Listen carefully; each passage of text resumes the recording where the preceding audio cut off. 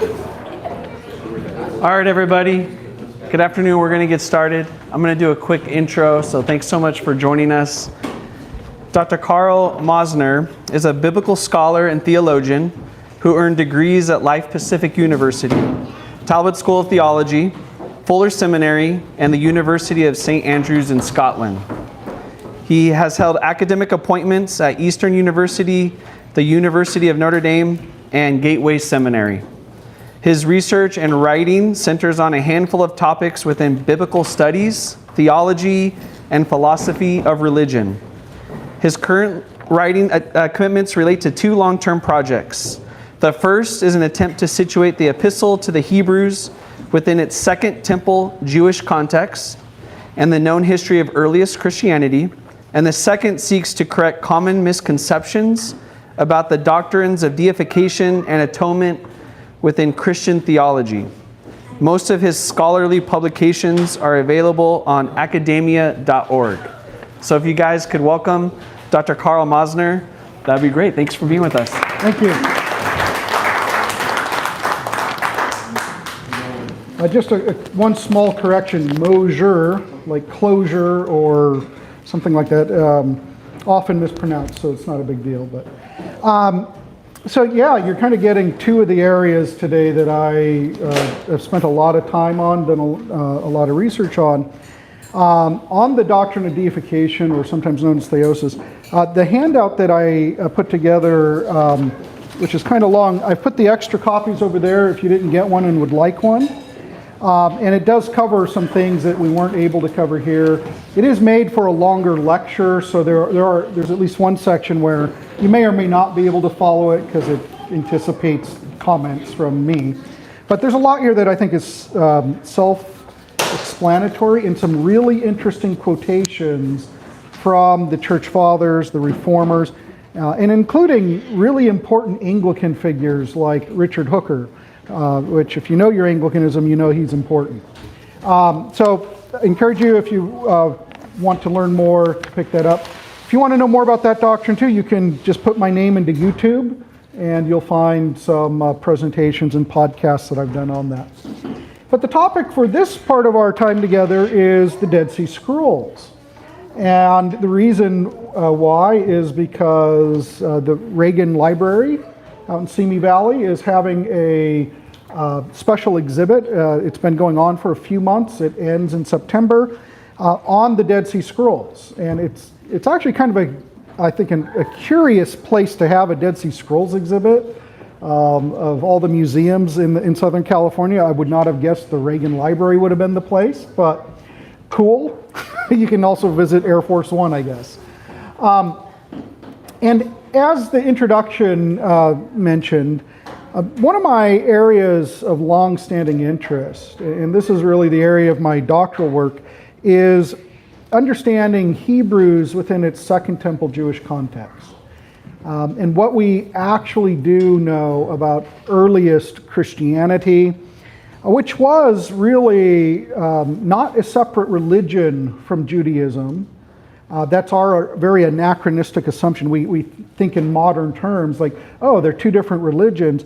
But in the first century, you can't really separate them. The Jesus movement is a movement within Second Temple Judaism.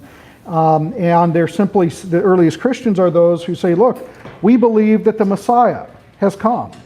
And that's like the most Jewish thing you could possibly believe, in a Messiah who comes in accordance with the prophets of the Old Testament scriptures.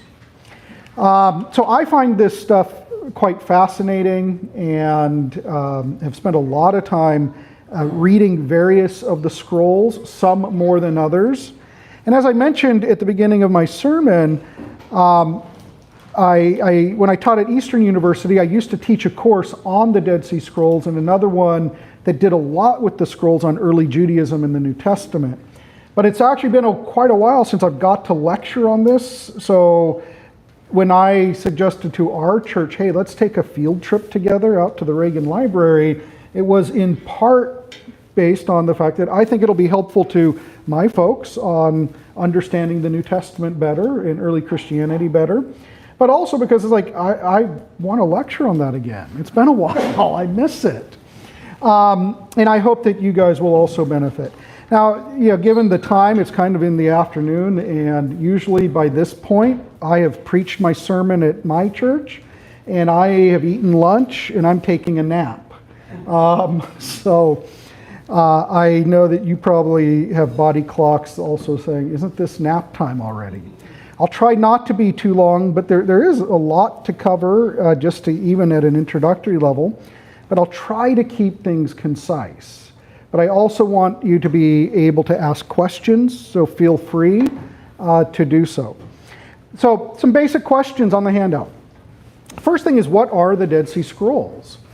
And the short, concise answer is they are the remains of somewhere between 930 and 1,000 ancient scrolls written by a Jewish group or copied and preserved by a Jewish group that were found in 11 caves near the Dead Sea.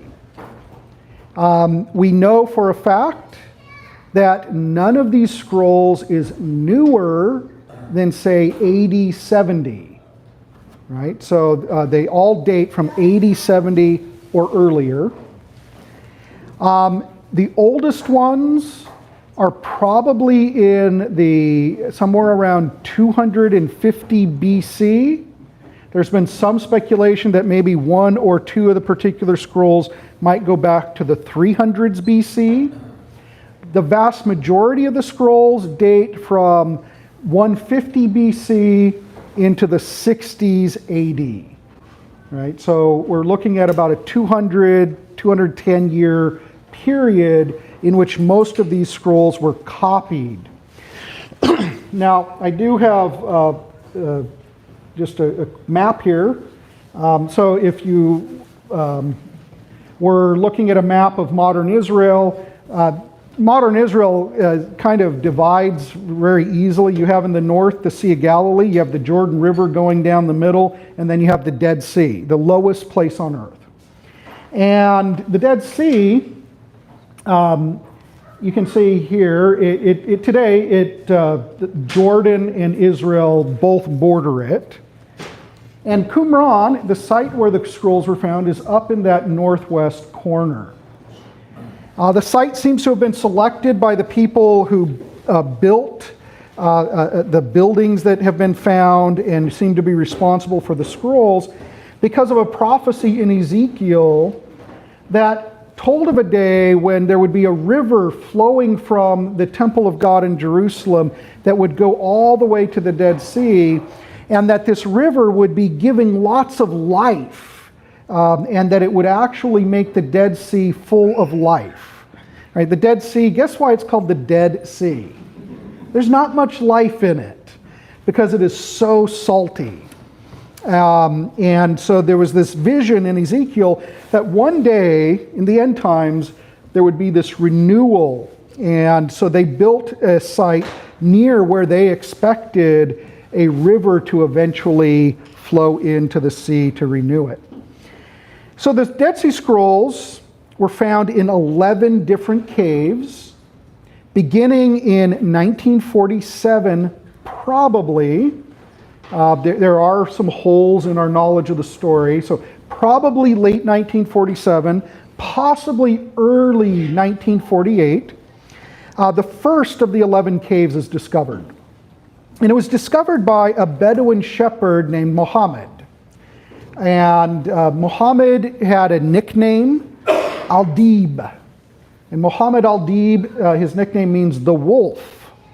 Now, we do have a couple of pictures of Muhammad Al-Dib, and I didn't have time to put them up into a PowerPoint. I think I've seen 2 pictures of him. He's not actually an impressive figure. I'm not sure how he got the name the wolf. But he was chasing some goats, and they climbed up into the rocky outcrop that surrounds the western side of the Dead Sea. And he was a teenager at the time, apparently. And he picked up a rock, he saw a cave, and he threw a rock into the cave. And of course, every little boy looks for excuses to throw rocks. So he picks up a rock, he threw it into the cave, and he heard something shatter. And what he heard shatter, and here I have to see if I can, oops, where's my thing?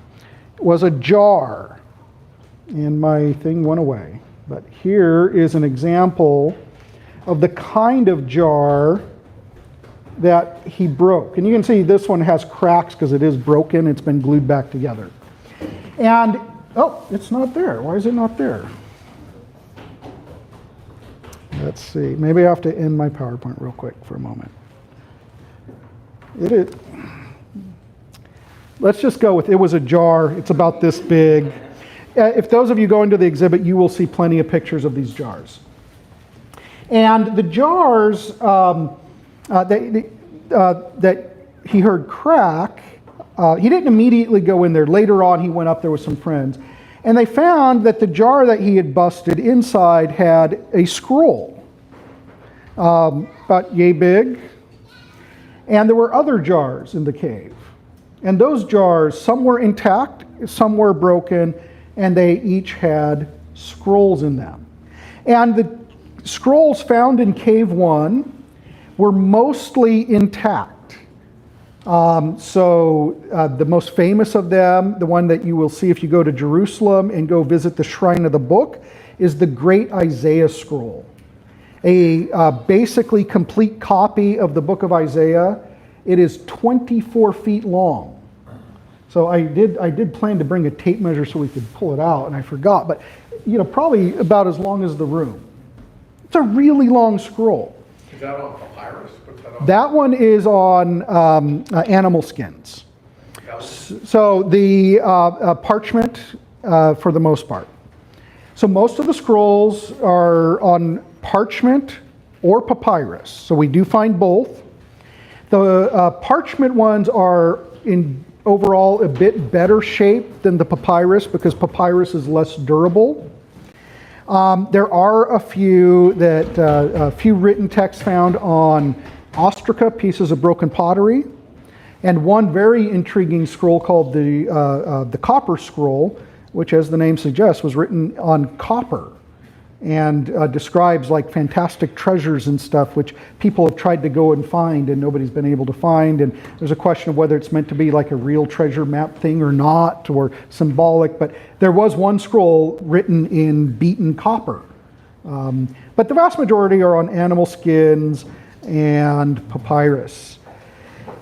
So we're talking about somewhere between 930 and 1,000. Because of the fragmentary nature of most of the scrolls, sometimes there's questions about whether this piece goes with that piece or whether these are pieces of two different scrolls. It goes from basically intact scrolls like the Great Isaiah Scroll to really tiny fragments with just a few letters. Over the course of 1900 years, there was a lot of weather, a lot of bugs, just natural decay taking place. Also, when the scrolls were found, the Bedouin who found them didn't always treat them well, didn't realize what they had. When somebody discovered what it was, they started purchasing the scrolls. And after a while, the Bedouin were out to make money. They started exploring other caves up in the hills in order to find scrolls to sell. And unfortunately, it got to the point where they had learned that, okay, now I don't even have a mouse. Oh, you're good. Okay, so what I have on my screen is totally different than what you have, and I don't know why. I'll just try. I do apologize. The mouse is on the monitor.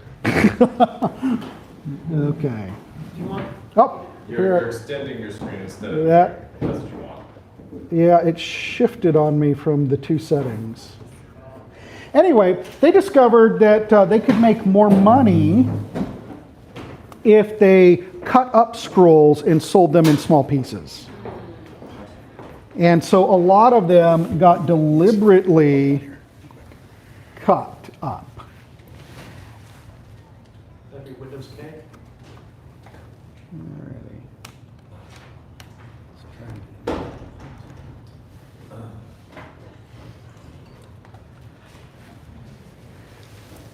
Now, while he does that, I'll just come around here.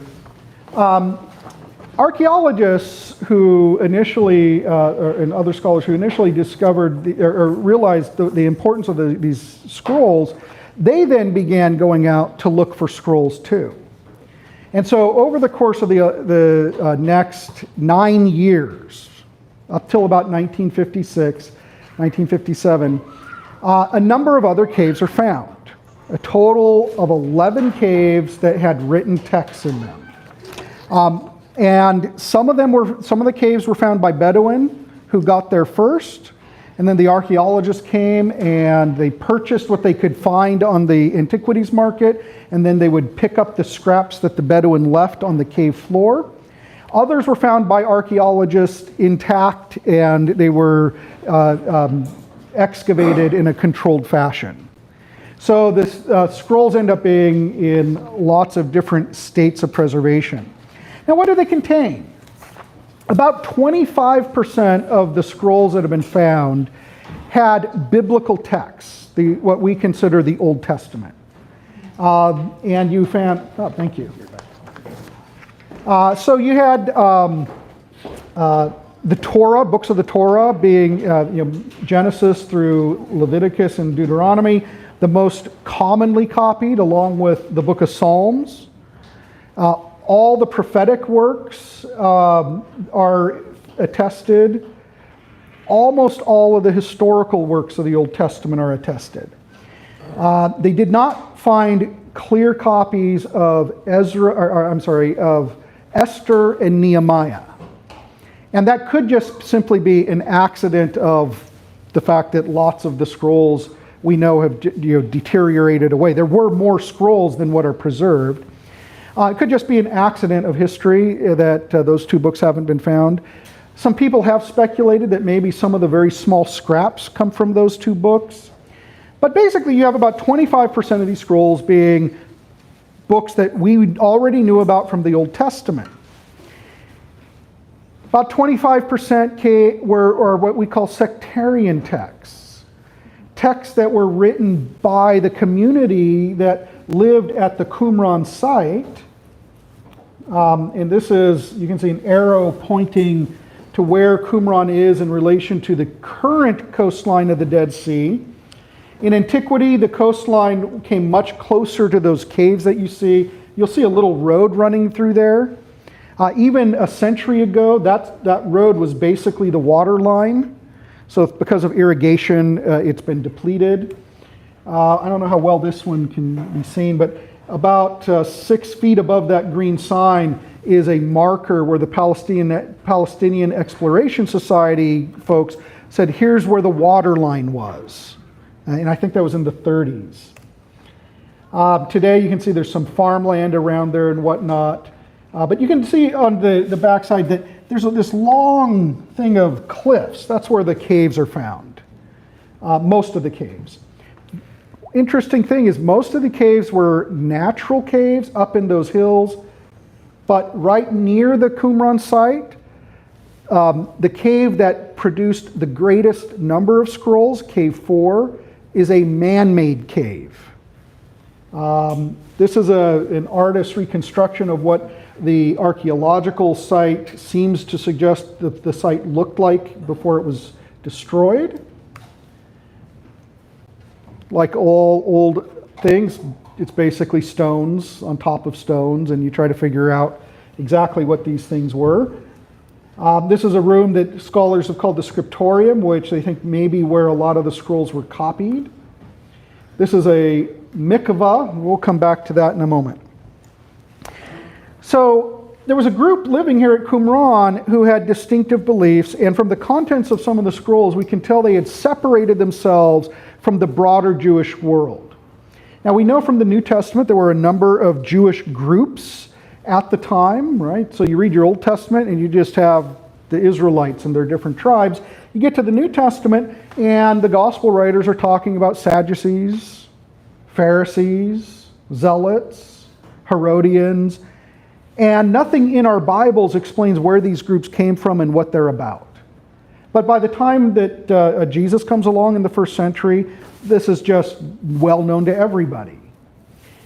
Well, based on the contents of what we call the sectarian documents, the ones that seem to have been produced by and for the group that lived here, they got upset at the Jerusalem authorities over their interpretations of certain Old Testament laws regarding sacrifice, ritual purity, the priesthood, and so forth. About the calendar that was being used, and I'll try to say something more about that in a minute. And they separated themselves, and they moved out to this site near the Dead Sea. So that accounts for roughly 50% of the scrolls. The other 50% were Jewish compositions, some of which we already knew about because they were preserved in copies and copies of copies, or in translations. That would include books that are included in the Apocrypha, right? Things like the book of Tobit, the book of Sirach, both of which there was a question in the past about whether these were written in Hebrew, Aramaic, or Greek. We only had copies of Tobit in Greek and Latin prior to the Dead Sea Scrolls, and then we find a copy in we actually found multiple copies, some in Aramaic, some in Hebrew, and now scholars argue which of those is the original language. But if you have a copy of the Bible that has the Apocrypha in it, you'll find Tobit, Sirach. But we don't have in it books from the Apocrypha originally written in Greek, like 1st and 2nd Maccabees. There were only a very small number of Greek texts found at Qumran, mostly in one cave. Sometimes you get these people out there who are like, unfortunately with the Dead Sea Scrolls, you do have people who you see it as a way of like making a fast buck, and they put out all sorts of speculative and out there claims, one of which is, oh, these are really copies of the New Testament. They're not. We don't actually know what they are. They're so small. But when it's so small, then you can make the argument like, well, I think that would fit this little bit of Mark here. Yeah, because there's an alpha and there's a gamma and an omicron. Yeah, it does turn out those 3 letters are here in Mark. Also, almost any other Greek text. Right? So we had Jewish texts that were known that appear to have all been written in Hebrew or Aramaic. We found what are called pseudepigraphal texts. The most famous one is the book of 1st Enoch, which the Ethiopian Orthodox Church considers scripture and was only known in Ethiopic and translations of portions of it. And we found Hebrew and Aramaic originals of portions of the book, but not of all 110 chapters of that book, which tells us something about what the state of that book's development was at the time that Qumran was destroyed. And then the other 50%, or the other group of texts within that 50%, seem to be what we might best describe as a mixture of devotional literature, wisdom literature, some things about mundane issues, but we don't find like title deeds and tax documents like we do in other archaeological sites, which is also interesting. Among the sectarian documents, we do have pseudepigraphal books that were previously unknown. We also have books that are describing the rules of how to live in this community and describing their distinctive beliefs and practices and how they think Judaism ought to be practiced. And I'm going to come back and say something about a little bit on that in a moment. The people there, the most common answer that scholars give is that it looks like the Qumran Covenanters were an offshoot of a group called the Essenes. Essenes are not mentioned in the New Testament, but they are mentioned by the 1st century Jewish philosopher Philo of Alexandria and by the 1st century Jewish historian Josephus Flavius. who recounted the whole story of the Jewish war against Rome. And we make that inference based on the similarities between beliefs described in the scrolls and beliefs attributed to the Essenes by Philo and Josephus. However, there are some differences. It's not a complete, obvious match. And so there are some scholars who have argued that perhaps this group was a otherwise unknown group, not connected with those major Jewish groups we knew from other texts. And some who've argued perhaps this was actually an offshoot of the Sadducees, or a group that developed out of the Sadducees. There's a lot we just don't know. And they never come out and say, hey, this is who we are. What we do have, though, is some texts that very clearly tell about a conflict between a figure referred to as the teacher of righteousness, who seems to have been an early leader of this group, and a figure that they refer to as the evil priest. And the evil priest appears to be one of the high priests in Jerusalem during the intertestamental period, one of what we call the Hasmoneans. The Hasmoneans are the people who became the high priest and then kings over the Jewish people after the Maccabean revolt against the Greeks who were in charge. And they had a conflict about, and it looks like, when do you celebrate the Day of Atonement? And when do you celebrate other days in the Jewish festival calendar? And the problem underlying this is that, one, the Old Testament tells you the dates of when you're supposed to do lots of things, but it doesn't give you a full calendar, so you have to kind of figure it out. And with calendars, there are problems that arise because it turns out that the earth does not go around the sun in a perfectly divisible number of days. So every 4 years, what do we do? Leap year. Right? And if you pay attention, every so many years we also have a leap minute and a leap second. Right? You need that leap year because otherwise, because our calendar is basically off by a day and a quarter, or by a quarter day each year, I'm sorry, and every 4 years we add a day to catch up. Over time, what's going to happen to holidays that are on a fixed date? Right? They're going to rotate through the year. So December 25th, we think of it in the Northern Hemisphere as a winter holiday. But if you don't bring your calendar into alignment with the solar realities, eventually Christmas is going to be being celebrated in the middle of summer like in Australia. Okay? I don't know how they do it down there. Shrimp on the Barbie for Christmas. And Jews traditionally had a lunar calendar. Right? The word month comes from words for moon. And the moon, its cycle is 29 and a half days. Again, does not evenly divide. And so various holidays in the Old Testament are dictated by what moon it is.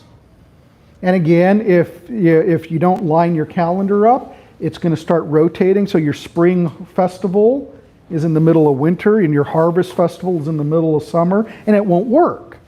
But then how do you solve the problem? Well, it turns out people disagreed. And at Qumran, they wanted to use a solar calendar, but their solar calendar didn't actually match the actual solar calendar, but it was perfectly divisible by 7. And the reason for that is that there is a conflict that happens in your practice of Judaism between your festivals and your Sabbath keeping on a calendar that is not perfectly divisible by 7. And it's this. And what are you not supposed to do on the Sabbath? Work. Right? You have various holidays that you're supposed to do that might require work. So what do you do if Passover happens to fall on a Sabbath? You have kind of a question like, well, which law do I follow? Do I do the Passover thing, or do I do the no work thing? What if it's the Day of Atonement? What if it's the Festival of Booths or Weeks, right? And so Jews in antiquity had to come up with different ways to figure out what you do, where they said, well, okay, maybe you do both. Maybe you move the day to a different day. Right? We kind of do that sometimes in our church calendar. Right? It's like, okay, it's the Feast of the Transfiguration, celebrated on the Sunday closest to this date. Because most of the time it's not on the right date. This was an issue that led the Qumranites to think the people in Jerusalem are defiling God's holy days because they're celebrating them on the wrong times, wrong days. And that led to this conflict. It also led to things like, differences of interpretation on what do you do with all those purity laws, right? For us, we just let our eyes glaze over. For them, this was life. When are you pure and impure? When can you offer sacrifice or eat sacrificial foods? Or who can serve as priest? And it turns out this is a window into what did the early Christians actually encounter in their everyday life in terms of the debates between different people within Jewish society. Have other ancient scrolls been found? Yes. We have found other ancient scrolls at Masada, at a place called Nahal Heather, and a couple of other locations. Some of them date back to the 1st century, so the Masada scrolls. We know that those are no newer than 73 because that's when Rome took the last bastion of Jewish resistance against Rome during their war. But some of them date a little bit later to the Second Jewish Revolt in 135. So we have found others. There's a debate about whether there are any new ones being found or whether some of the people who originally found scrolls and were selling them held on to scrolls to sell later. And we do know one guy, apparently at some point, had a scroll in a bank safety deposit box in Jordan that has never come to light. We don't know if it got destroyed or they forgot where the key was or what. But in the last 10, 15 years, there have been a number of small fragments being sold on the antiquities market as coming from the Dead Sea Scrolls. And it's made people wonder, has a new cave been found by Bedouin who are selling the pieces? Or are we dealing with forgeries or a mixture of both? And because Christians are so interested in biblical artifacts, especially evangelical Christians who have money, that's created a market for forgery, and we know for a fact that a number of these have indeed been exposed as forgeries. Sometimes very clever forgeries.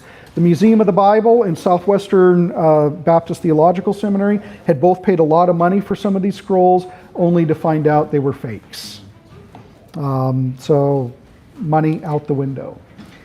But it is possible that some of these might prove to be authentic. It's possible more caves may be found that have scrolls. And we know that there were actually scrolls found in the 2nd and 3rd century. Origen, the church father, reports that somebody had found some scrolls in a cave during his day. And we have no idea what happened to them, but it may have been one of these 11 caves, maybe another one. Now, what is the significance of these scrolls? The significance for Second Temple Judaism and early Christianity is we have scrolls that tell us about debates, controversies, beliefs, practices that we can firmly date to the 1st century. We are not dealing with things in the Mishnah and the Talmud that are centuries later. We are dealing with texts that we know exactly how new they are, right? None of them can be past 70, because that's when the site is destroyed by Rome. And it gives us insight into the issues of controversy that sometimes the New Testament talks about, but isn't giving you all the details for.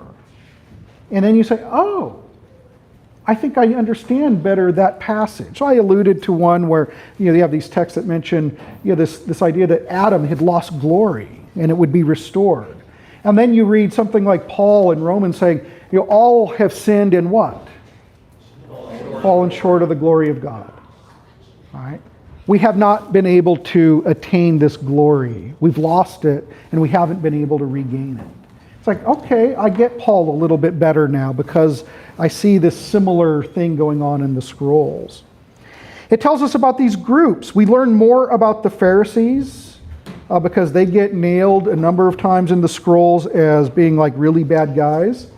And here is the irony of how the scrolls describe the Pharisees. What's your first impression of the Pharisees? What comes to mind? Literalism. Literalism, okay. Hyper rule oriented. Hyper rule oriented? Yeah. Okay. You think of them as, these are like the really strict guys, right? Because these are always Jesus' opponents and stuff. Here's how the authors of the Dead Sea Scrolls describe the Pharisees. They are the seekers of smooth things. It's a way of saying these are the guys who look for easy interpretations. These are the guys who are lax. These are the guys who don't take the Torah seriously enough. Yeah, like I see the look at like, really? But then it turns out that that's actually really helpful for understanding the nature of Phariseeism, because it turns out that there is bite to that criticism. And Jesus, when you look at what he critiques the Pharisees on, you say, actually, I think Jesus shared some of that same opinion. So there are all sorts of issues where Jesus is interacting with Pharisees. He gets asked about divorce. And Matt told me he taught on that recently. Right? He gets asked about divorce. Is it lawful to divorce a woman for any cause? Well, some of the Pharisees said, look, it doesn't matter what she does. If she burns your toast, go for it. Others had a more strict view. Jesus seems to have been the no divorce guy. He took a stricter view than both groups of Pharisees. Now, the Pharisees often did things where they're trying to get out of the clear obligations that the law gives them. So there's a famous story where Jesus says, look, you guys, you have the commandment to honor your father and mother. That's a commandment about caring for them. Right? It's not just about being nice and respectful. It's about caring for them when they're old. And you have money, but you dedicate it to the temple. You call it korban. And so you give it to the temple rather than helping your parents. And what you've done is you've done something that allows you to evade the clear intent of the biblical commandment. Give the money to help your folks so that you can give it to the temple and do it with all your trumpets blowing and look really righteous and pious.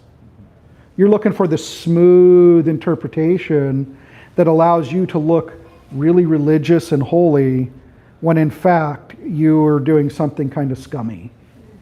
I have a quick question. Going back real quick to the divorce one. Yeah. Because I always heard that debate was between the School of Hillel and Shammai. Hillel and Shammai, and I thought that I guess Jesus was taking a more Hillelian. Yeah, we could get into a whole long discussion on that one. I don't think he is. Are both of those schools though within the Pharisaical tradition? Yes. Okay. Yeah, they're both Pharisees, and I think Jesus ends up in effect saying they're both wrong. And that for him, when he says it's unlawful for a man to divorce except for porneia, that he's actually referring to an exception of requirement, not permission. In the background is the critique John the Baptist was making of Herod Antipas, that he took his brother's wife as his own wife unlawfully, violating Leviticus and Deuteronomy, and that Herod had a responsibility in that very kind of circumstance to divorce his wife. And so Jesus was effectively saying, look, the basic principle is no divorce, unless, of course, it's an unlawful marriage in the first place, like this one. Upholding John the Baptist's critique. But that's a whole other issue. Raises tons of pastoral issues. We don't have time for that here. But the scrolls give us insight into these things. And I think like most of y'all, people tend to be surprised to find out the Pharisees are the wimps. The Qumran folks did not like those sorts of exceptions, and they took a more rigorous line. One thing that they help us with is the understanding the text of the Old Testament. And here, Christian apologists sometimes overstate the case and say, oh, they found scrolls that are word for word identical to everything that we find in the Masoretic text, the traditional text of the Hebrew Old Testament that many of our translations are based on. Well, there are almost no word for word identical copies of any ancient texts. You get two copies of the same thing, and almost always one or the other has maybe inverted word order or changed the spelling of a word. I mean, there was no standardization for a lot of those things in antiquity. But they're very, very similar. Sometimes you do find interesting variants. What you don't find are the kinds of changes that some people on the internet will claim, like, oh, you can't trust the Bible because it's been translated so many times and people have taken stuff out. And if you really knew what should be in there, you would have all these radically different views and you'd understand Christianity's false in effect. Mormonism is based on this, right? I mean, they say, many plain and precious things were taken out. But it turns out that, we do find interesting variants, and some are bigger than others.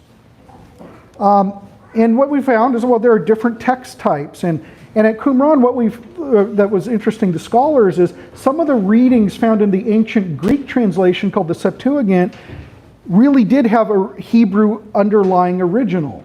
Sometimes people thought the Greek translators were playing fast and loose.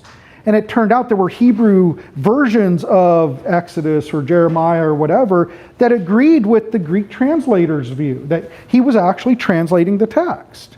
There are some well-known differences between the Samaritan version of the Pentateuch and the Jewish version. And Samaritans, just for the record, still exist. There are about 800 of them left in Israel. And they still have their high priest. They still sacrifice a sheep at Passover. You can look it up on the internet and watch it. And the Samaritan Pentateuch had some distinctive readings that seemed to be designed to support their theological claims. We found copies of the Samaritan type of text at Qumran.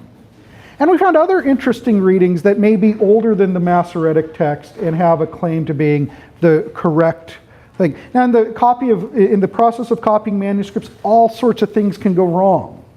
I find this sometimes like when I'm trying to type in a text for something I'm writing or for a sermon, and I get up in the pulpit, it's like, what in the world does that mean? I have a typo. Or apparently my eye skipped a line when I was doing this, and I missed a whole sentence. Right? This stuff happens. Sometimes you type from memory. Right? Ancient scribes sometimes did it from memory. Sometimes they're listening to somebody read it and they mishear. Right? Textual criticism is fascinating, not my area, but it's fascinating. What would you, based on your knowledge base, what would be the most significant theological difference that you've ever encountered between what we accept as, let's say, the Old Testament and what was found there? Is there anything that stands out as like, oh, that's kind of interesting, other than just subtle little word? So this is probably the one a lot of scholars would cite, is in Deuteronomy 32, we have this passage that refers to the various nations. And the Masoretic text speaks of Yahweh, Israel's God, being given the nations according to the sons of Israel. Okay? And in the Qumran, one of the Qumran copies of Deuteronomy, it says, according to the sons of God. And sons of God is a phrase that you may remember from Job, refers to the angelic beings. Sometimes it's referring to other heavenly beings or divine beings. And it looks like it probably originally said the sons of God, referring to what we call the divine council. Psalm 82 refers to this when it says, God in the midst of gods judged, referring to the heavenly divine beings, but divine in that broad sense of divinity, not saying that they are on par with the one God. But that's probably the one that most people are going to say, that looks interesting. That happens right after Babylon? Is that when that happens? We don't know exactly when the change occurs, but somebody apparently copying it was uncomfortable with the phrase sons of God. That division of the nations, isn't that happening after Babylon? Well, that all depends on when you date Deuteronomy. Okay. Yeah. But it is an old part of Deuteronomy. So everybody says, whenever you date it, it's actually drawing on something even earlier. And so it probably is quite old. But, in later Jewish times, some people felt uncomfortable with that language and said, well, it's really the children of Israel. I don't think it makes a huge difference to our theology, though. What it does is it highlights one aspect of Old Testament teaching that did kind of fall out a lot of Jewish and Christian thought that we may need to think more about. And, kind of like my sermon this morning, right? Ancient words for God have a broader range of meaning than our word. But, the words were narrowing for Jews in antiquity and for Christians in antiquity. And so, we have to realize, okay, these words can refer to other sorts of beings. Heavenly beings is kind of the general way to put it. Not necessarily to gods you worship and deities and that kind of thing. Galactus, devoured the world, who would be a god. Say that one more time. Galactus would be a god, like a powerful being. Yeah. And, of course, in the Old Testament, sometimes they refer to the gods of the nations as figments of the imagination. Sometimes they kind of treat them as if they are real, right? Sometimes they mock them. Elijah on Mount Carmel. Like, where's Baal? Is he going to the bathroom? Is he on vacation? What's up? Right? But at other times, the peoples around them believed these deities existed, and Israelites were very tempted to worship them.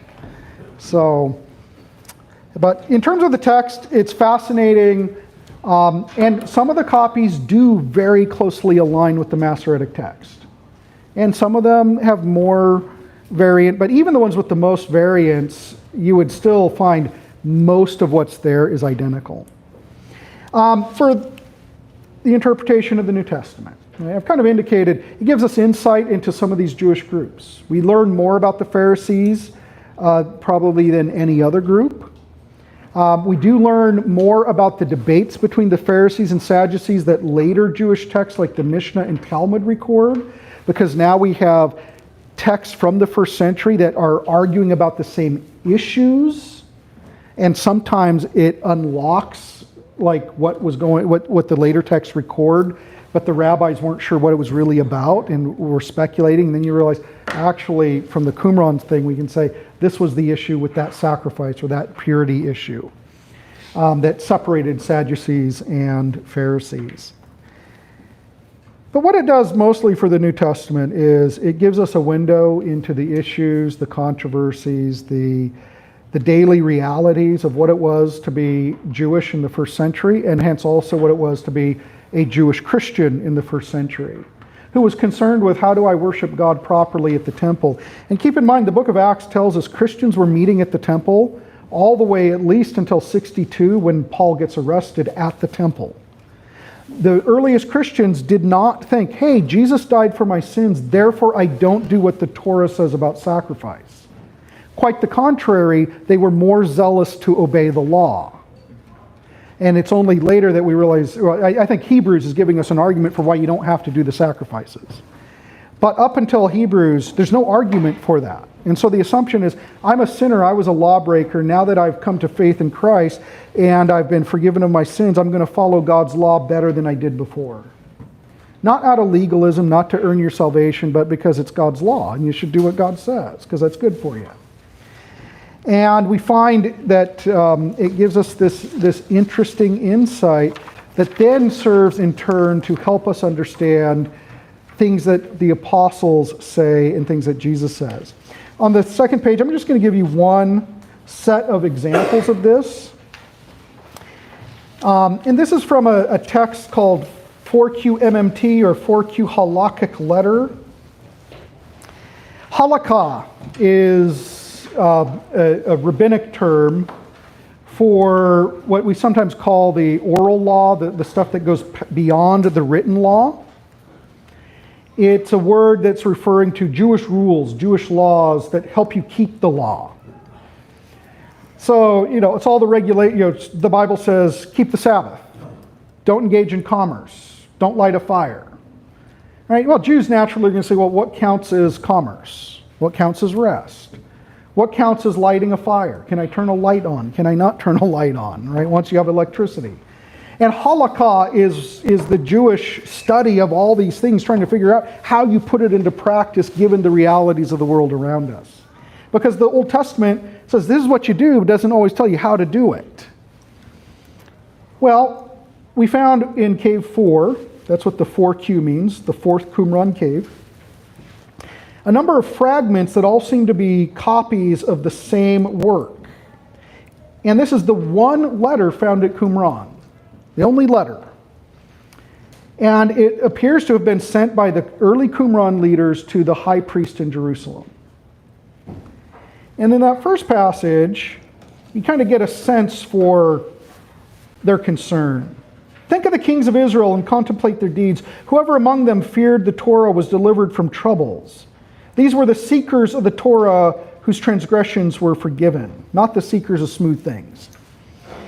Think of David, who was a man of righteous deeds and who was therefore delivered from many troubles and was forgiven. We have indeed sent you some of the precepts of the Torah. And the literal Hebrew there is works of the law, according to our decision for your welfare and the welfare of your people. In other words, the authors are saying, look, we've sent you a document saying here's how we understand a whole bunch of Old Testament texts about sacrifice, priesthood, purity, and so forth. And if you follow these things, things are going to go well for Israel, just like they did in the days of David. Implication, but if you don't follow our judgments on these things, things are not going to go well. Things are going to be bad for the nation. Well, that phrase, works of the law, shows up in Galatians 3 times, where Paul is saying, hey, did you receive the Spirit by works of the law? Have you seen miracles by works of the law or the Holy Spirit? Are you going to be justified by works of the law? Now, New Testament scholars have debated, is Paul using that phrase, works of the law, in the same sense as Qumran or in a different sense? And Protestants have often interpreted works of the law prior to the discovery of Qumran as just meaning good works.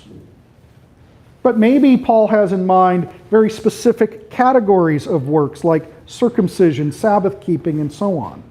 So you read Galatians with that in mind and you say, well, I think there might be something to that. What is the full implications of that? That's a whole other debate. But it certainly seems relevant to interpreting Galatians. Second one. We are of the opinion that the sanctuary is the tent of meeting and Jerusalem is the camp, and outside the camp is outside Jerusalem.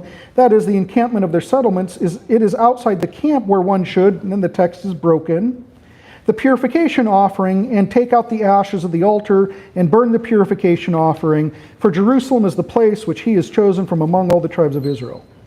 Here's the big problem that you had to face if you were a first century Jew or Christian. All the laws of the Torah regarding sacrifice and purity are formulated in terms of the wilderness tabernacle and the camp. The realities you live with are a temple and a city. Here's like one really practical one. In Deuteronomy it says you cannot go to the bathroom inside the camp. Otherwise you defile it and God will not defend the nation. You have to go 1,000 cubits outside the camp, right? And the Jews would, it's well known to take your little trowel. Turns out at Qumran they did this, right? They went 1,000 cubits out to do their business. So at the Qumran site even, not just in Jerusalem, you can find where they went to the bathroom. The soil samples give it away. Now you think about this, you live in Jerusalem, first century, and you got sick, you ate some bad falafel, and you get the runs. Right? Are you supposed to just squeeze your cheeks and waddle through the city? And if it's at night, hope that they will kindly open the city gates so you can go 1,000 cubits out and do your business? All right. That does not seem like it's very practicable in a walled city. It might work in a camp, but it won't work in a city.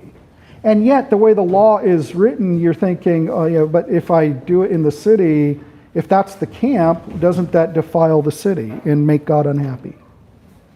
He had all sorts of ritual things about women in their menstrual cycle, people with leprosy and other skin diseases, people who've touched a corpse, who the Old Testament says are not supposed to go into the camp. Now, the easiest way to apply those laws would seem to be one-to-one correspondence. Wherever it says tabernacle, you apply the law to the temple. Wherever it says the camp, you apply it to Jerusalem. And that seems to be what the authors of 4QMMT are saying. One-to-one correspondence, regardless of how difficult that is. We ain't seekers of smooth things. People in charge said that's not going to work. They distinguished camps. They found a passage in Numbers that mentioned camps in the plural. And they distinguished between the camp of the Lord, which was the inner sanctuary, or the inner court of the temple in the sanctuary, and the camp of Israel, which was the outer courts of the sanctuary, and the camp of the priests, and then the camp of Israel being the whole of Jerusalem, corresponding to the tribes encamped around the tabernacle. And they said, no, some of these laws apply to Jerusalem as a whole. No lepers in the city. If you were a leper, you could not go in. Some of these only apply to the Temple Mount.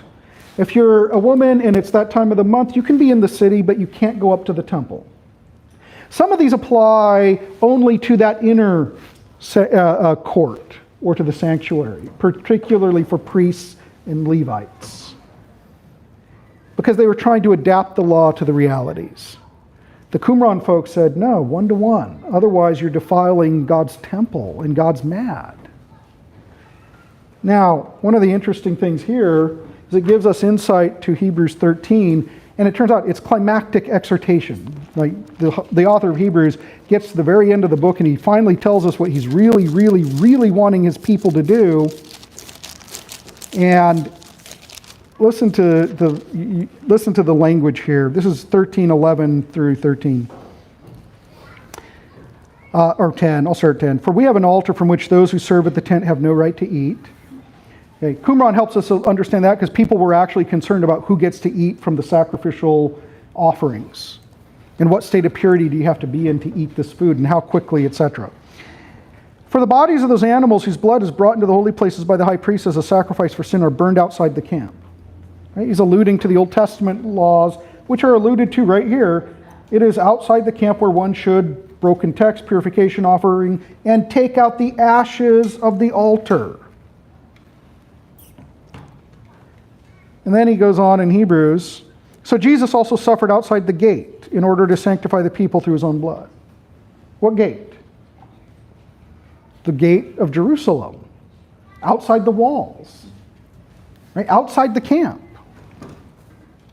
So Jesus also suffered, therefore let us go to him outside the camp and bear the reproach he endured. For here we have no lasting city, but we seek the city that is to come. And it looks like what the author of Hebrews has done is referred to the city of Jerusalem in the same way that the Qumran Covenanters did in relation to its legal designation. So in our laws in the state of California, right, they aren't formulated in terms of Sacramento. They're formulated in terms of the capital. Because you can move your capital. So you keep your laws in terms of the capital. So if I say, hey, I went up to the capital, it means I went to Sacramento. If I'm talking about the whole country, it means I went to Washington, D.C. And everybody who knows the language knows what you mean, right? If I say, man, there was a riot in the capital, we all know what that means. But in the future, somebody might be wondering, what does that weird word mean? What does it refer to? Hebrews uses this camp language because he's making a legal argument, and he understands that everybody has to interpret the camp as Jerusalem or something in it. And then he gets to the end of his letter, he says, let us go to Jesus outside the camp. And I've argued in print and elsewhere that he's calling the people to leave Jerusalem. But that's a whole other presentation. But I make my argument in a big part of it based on this. Finally, last example. One must not let dogs enter the holy camp, since they may eat some of the bones of the sanctuary while the flesh is still on them. For Jerusalem is the camp of holiness, and it is the place where he is chosen among all the tribes of Israel. For Jerusalem is the capital of the camps of Israel. Matthew 7:6, Jesus says, and it just seems like out of the blue and out of place, Do not give what is holy to dogs. Okay. What is holy is a technical term that we find in the scrolls many, many times for the foods that the worshipers got when they made a votive offering or a thank offering. So some of the sacrifices were totally consumed by the altar. Some got eaten by the priests and the Levites. But there was a certain category of sacrifices, the shalim sacrifices, where you took an animal and the priest gave you 3/4 of it back, and you had a big feast with your family, and there were rules about how much time you had to eat the sacrifice and what to do with the leftovers. And they're saying, look, you guys are letting the dogs eat the bones, and the bones might have some of the meat, and that would defile the sacrifice. And Jesus seems to actually agree with that. Don't give what is holy to dogs. Don't give holy foods to the dogs. That's just inappropriate.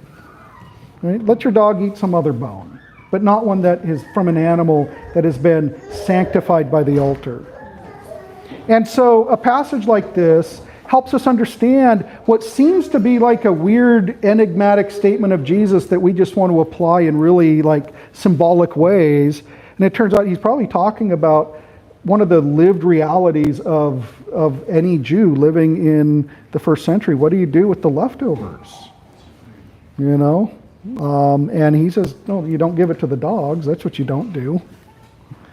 So anyway, there's tons, obviously. I've given you in the handout a list of the scrolls on display currently at the Reagan Library. I actually had to write the archivist to get a list of this, and then it turns out they have a website, but it's not the library website that lists it. I've listed the website on there. And I've given you just a brief description and the names that scholars use to refer to these. There are 8 on display. They only allow a certain number at a time, and they only let them be displayed for 3 months at a time. Then they put them into an airless vault for 5 years to help preserve them. So they've just rotated. The last rotation actually had some of 4Q MMT on display, and I was bummed that I didn't get to go see it in person. Be that as it may. Still cool to see these other ones.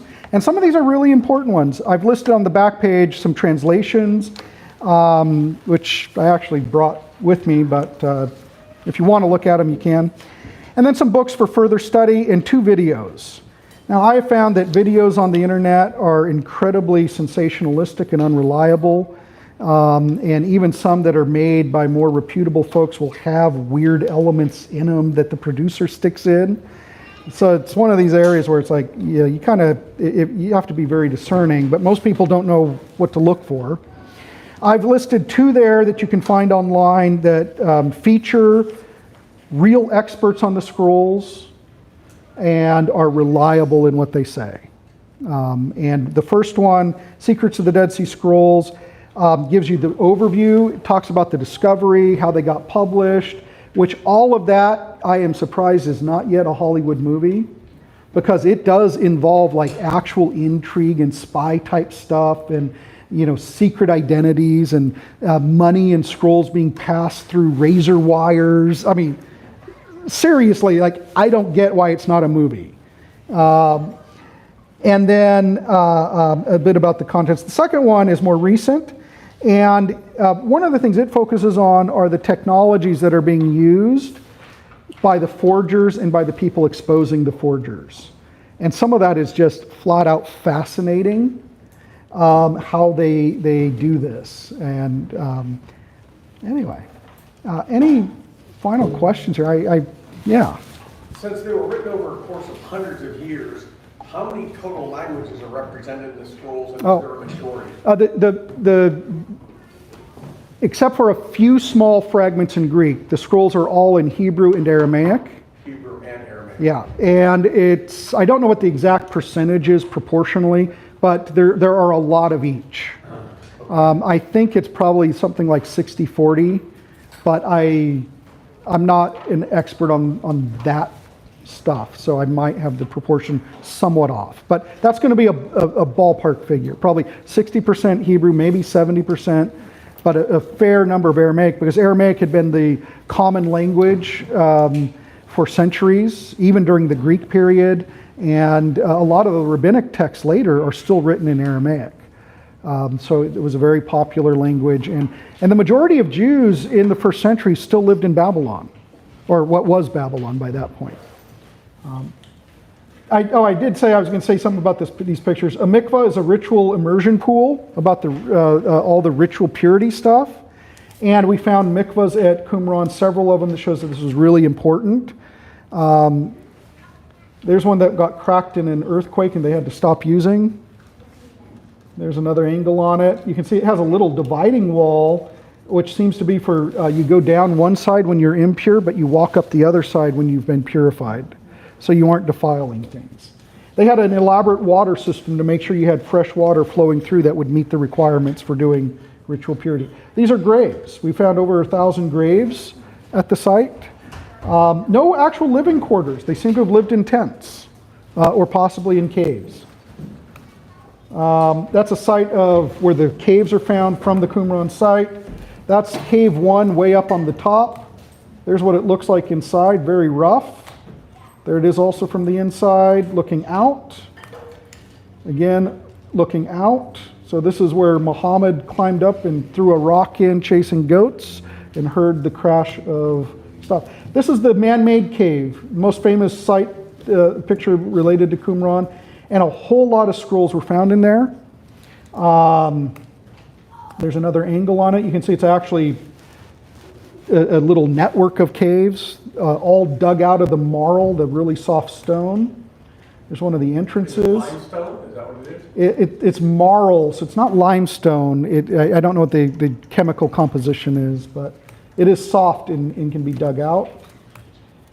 I don't know how well you can see, but on the far wall here, you'll see some little holes.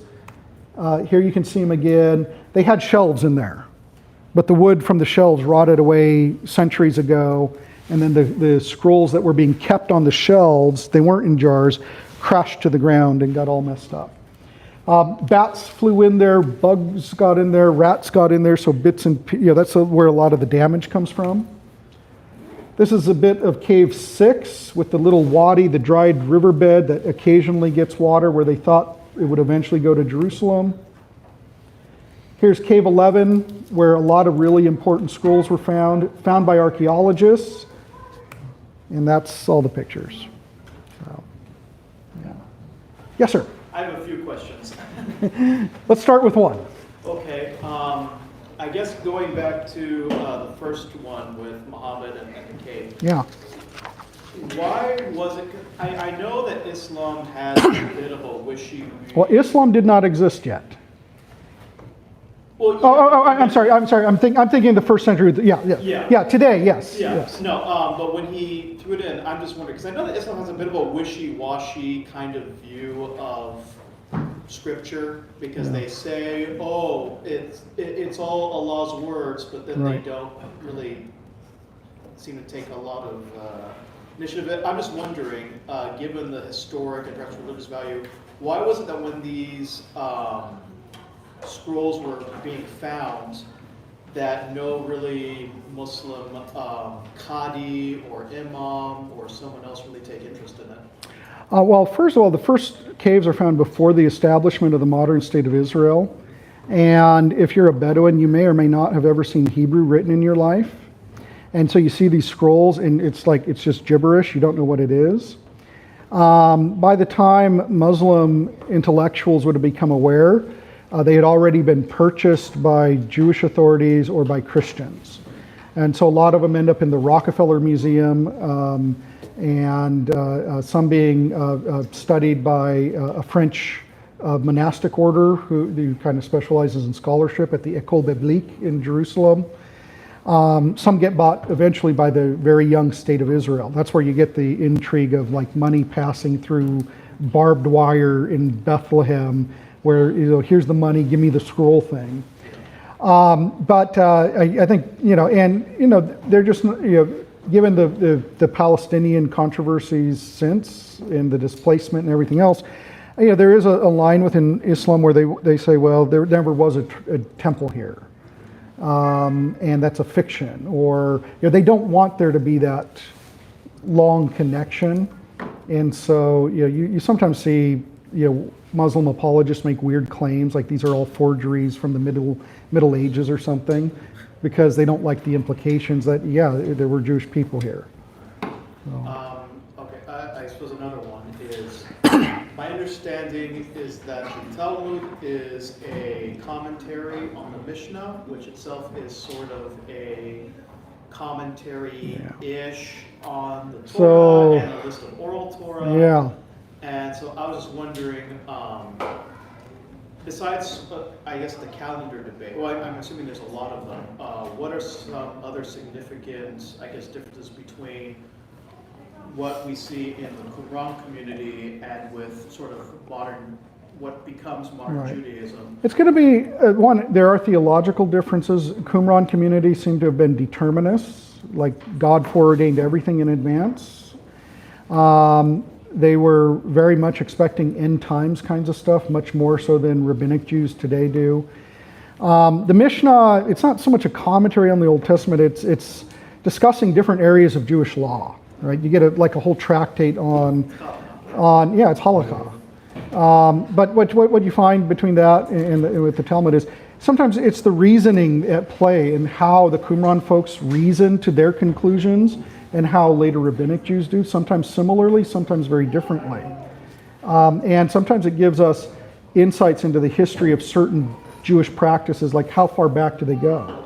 Some of them that are found in the Talmud or the Mishnah that aren't obvious from the Old Testament, it turns out they did go back to the 1st century because we find them also at Qumran. And then some of them, they aren't. And it's like, well, that's a 2nd, 3rd, 4th century innovation.